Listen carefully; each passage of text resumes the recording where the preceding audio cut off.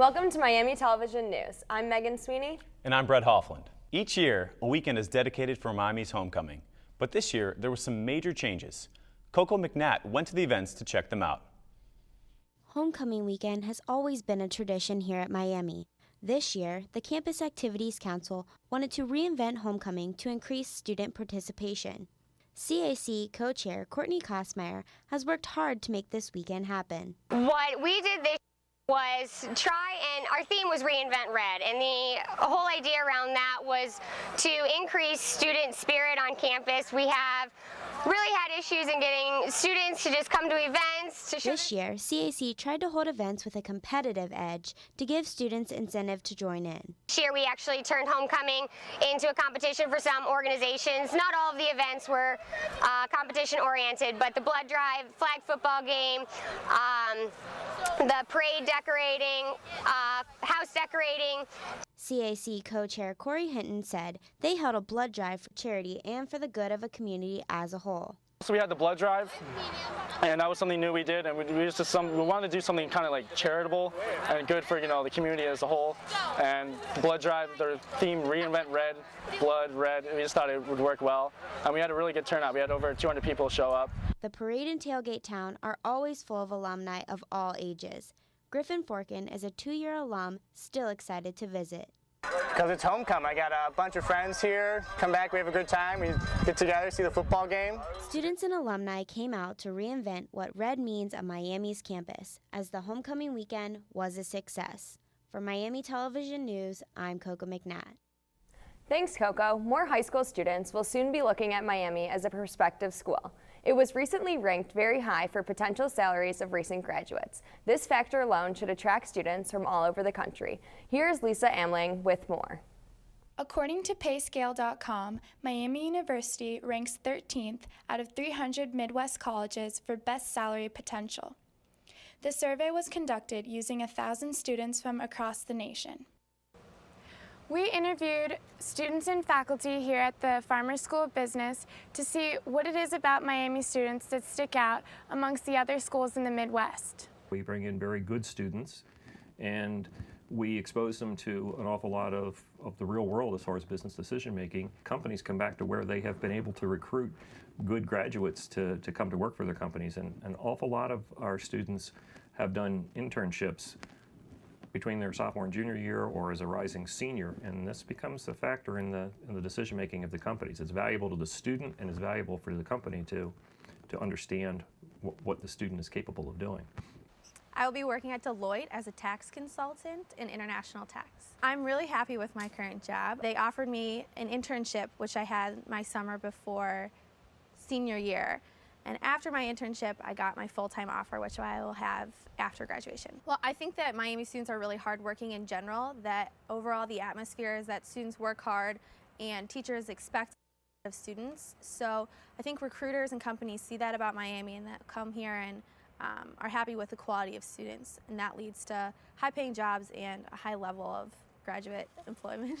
The top 3 were Notre Dame as number 1, University of Chicago came in 2nd place, and Charleston College in Minnesota was 3rd. Those are just a few reasons why Miami sticks out as the 13th out of 300 schools in the Midwest for highest potential salary. I'm Liza Amling. Back to you. Stay tuned. We'll be back after this short break. Welcome back. Many zoology classes here at Miami dissect frogs, but few know the controversy surrounding this practice. Usually bullfrogs are used, but some classes still use leopard frogs whose population has been declining.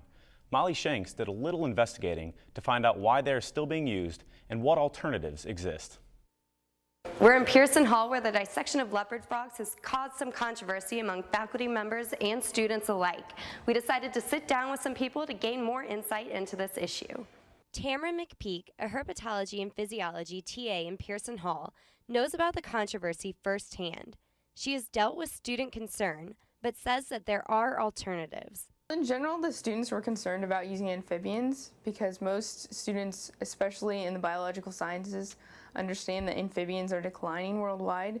So there was some initial concern that we're using these amphibians. You can replace the live specimen with a computer simulated program. Then you don't have to worry about any type of overharvesting. You can also, if you're using leopard frogs, you can switch to bullfrogs, which are more common. If alternatives are available, some may wonder why the university hasn't changed its practices. For McPeak, she thinks it may simply be an issue of routine. At least with academics, it's kind of, with people in general, if it works, why? If it's not broke, why fix it?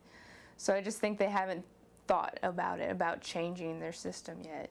For any aspiring science majors or simply students taking a lab, an important thing to consider is not just the kinds of animals used, but also where they're taken from. Well, I think just in general, if you're using living specimens, you should be as conservative as possible with your numbers.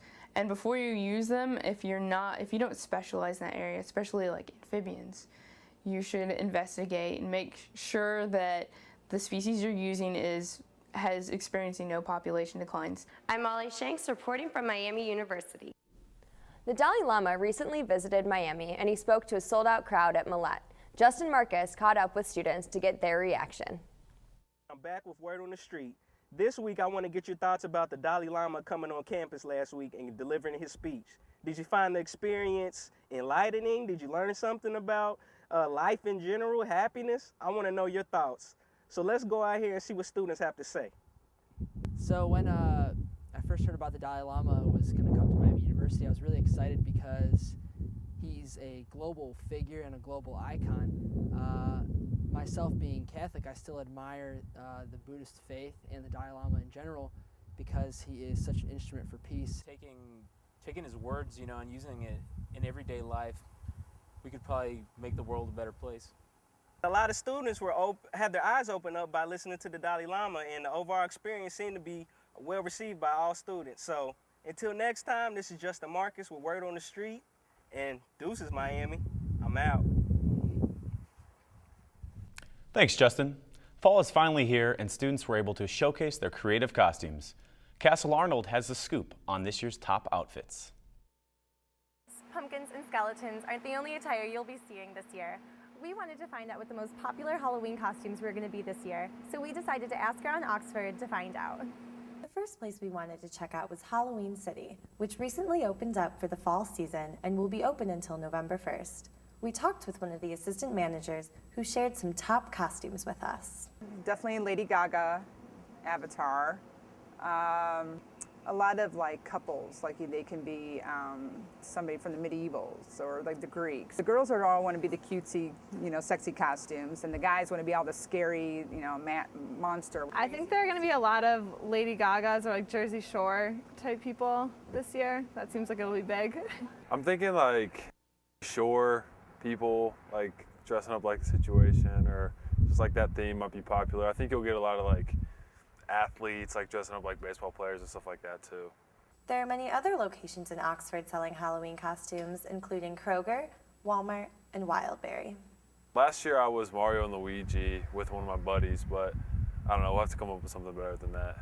We always try to do something as a group, with my friends or something like that. I won't do anything by myself. I found a blonde wig, so I think I'm going to be Barbie. We can't wait to see what costumes you come up with this year. Reporting from Halloween City, I'm Castle Arnold, Miami Television News. Well, that's all we have for this time. Tune in next time for another episode of Miami Television News.